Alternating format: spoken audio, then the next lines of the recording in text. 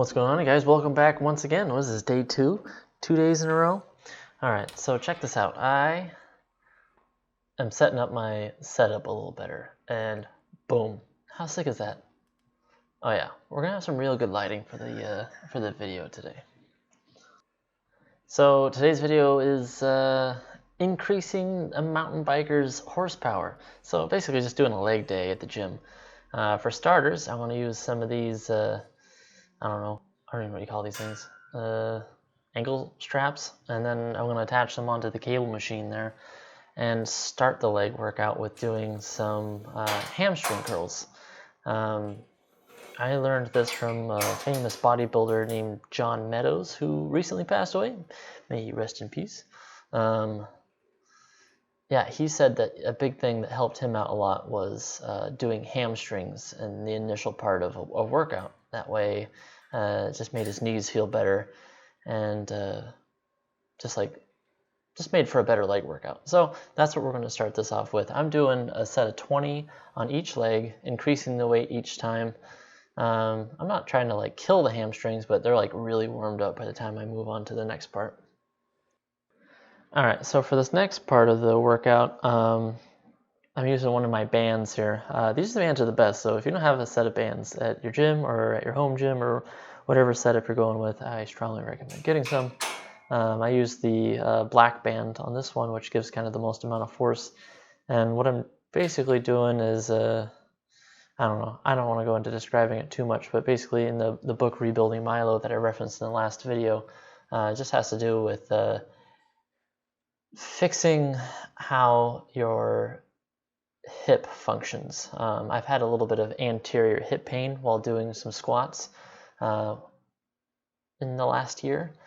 It's gotten pretty bad, so I looked into what would fix it, and it turns out that doing this little maneuver here seems to help quite a bit. Adds a little bit of mobility back into the hip, as well as activates some of the muscles that are supposed to be used during the squat. So it just kind of gets everything realigned and back in place and gives it a little bit more movement for going into doing the squat properly, which we'll get into a little bit more here in a second. So you'll notice I do a lot of stability and mobility stuff. I just turned 32 was that 2 weeks ago now? So I'm getting to the point where I mean, when I first started working out, it was all about the difficulty was just getting yourself to work out regularly and keep a routine.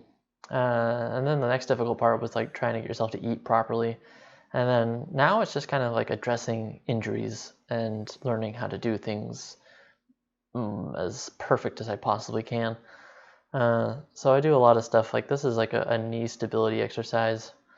It's just all about having your knee really locked in place and keeping a lot of control while doing these small range of motion single leg squats. I guess you work up to it and you can go all the way down and do a what's called a pistol squat. I'm not quite at that point yet, so I'm just focusing on keeping my knees happy. So this is definitely probably one of the most useful exercises. My left knee that I'm currently doing the squats on, I had quite a bit of pain in that for probably 2 or 3 years, to the point where I could barely stand at work. And I work on my feet, so it was really sucked. And I'm to the point now where I almost didn't even notice it anymore.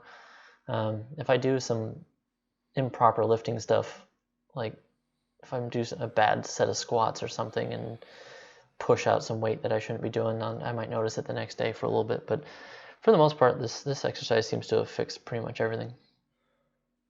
All right, so this next exercise also is something I learned from trying to help with that anterior hip pain I was having, all with kind of the goal of being able to get myself to squat down into a full depth squat.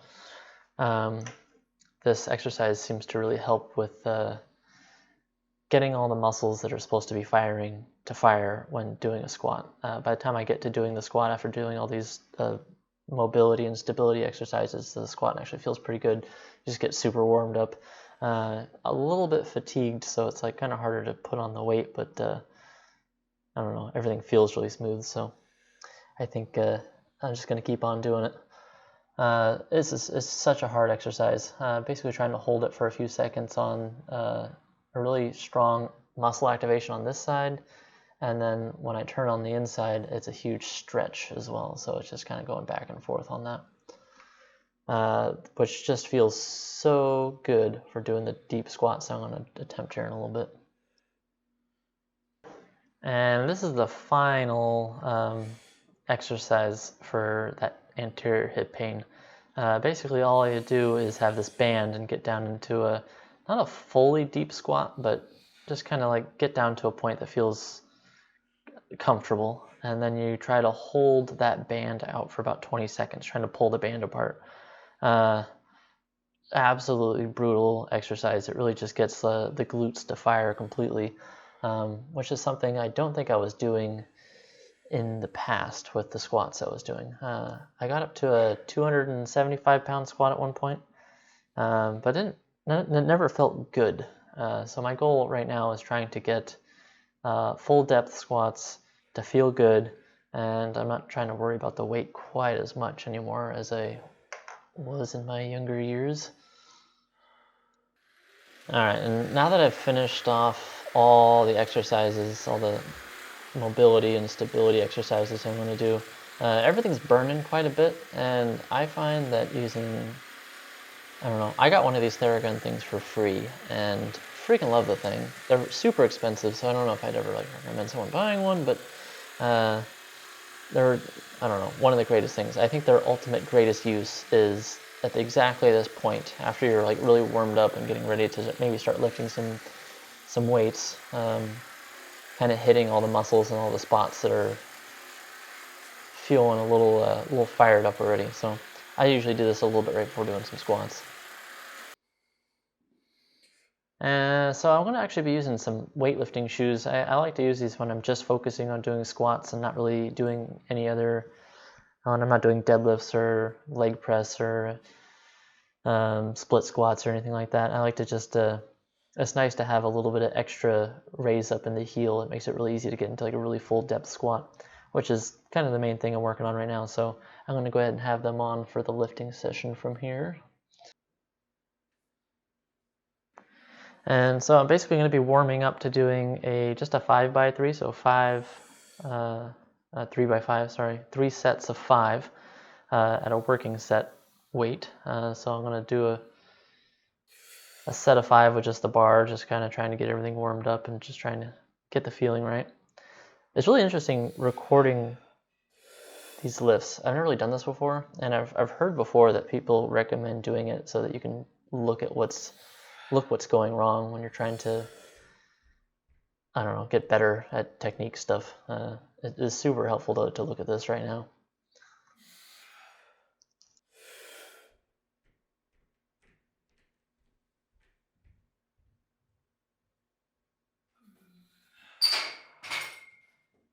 Alright, so I was pretty happy with that. I'm keeping the volume down quite a bit.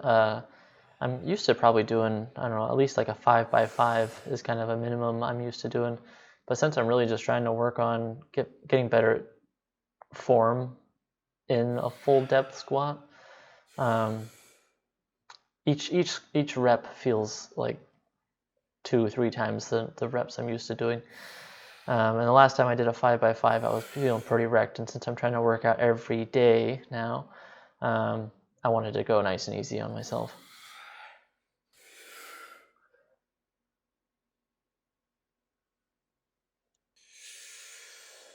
All right, so this was what I decided to just keep my working set at, just doing 135. Far from the weight I did about a year ago, but as I said, I'm all about just trying to see if I can increase the weight while keeping all the joints and everything really happy. And in my mind, learning how to do this, I don't know, I feel pretty happy with these reps. Looking at it, I got a little bit of, everything seems a little off center, and I think my floor might be a little uneven, so I think that might attribute a little bit to it, which kind of sucks. I don't feel like there's too much I can do about that. I guess I can make like a lifting platform, but I don't know. I just got to work with what I got.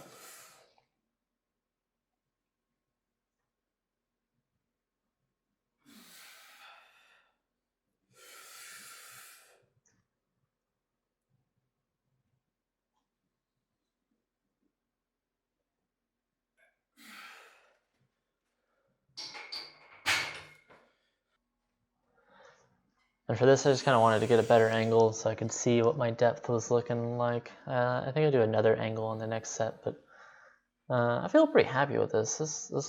These are like some of the best squats I've ever done.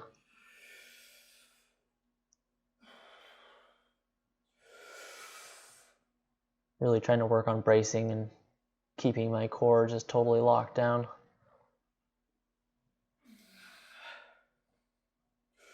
And I think it's been about 10 hours since I did this workout. Everything's feeling pretty good.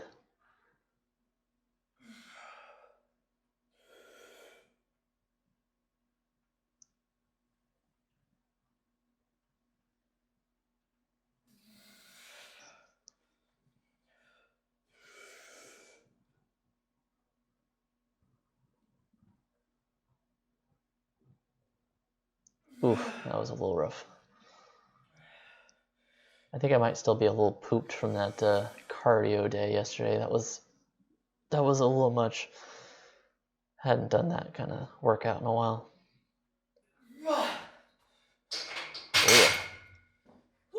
Alright, I think now would be a cool time to check out this old...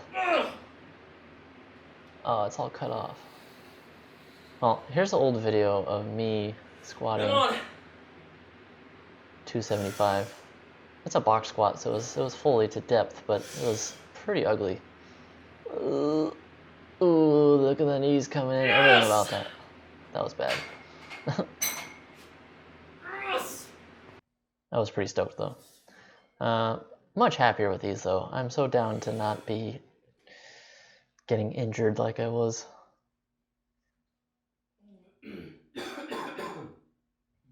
It's not COVID, I swear.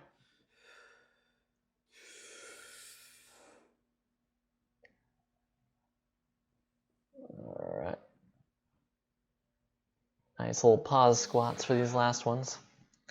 Or like in the first 3 reps at least.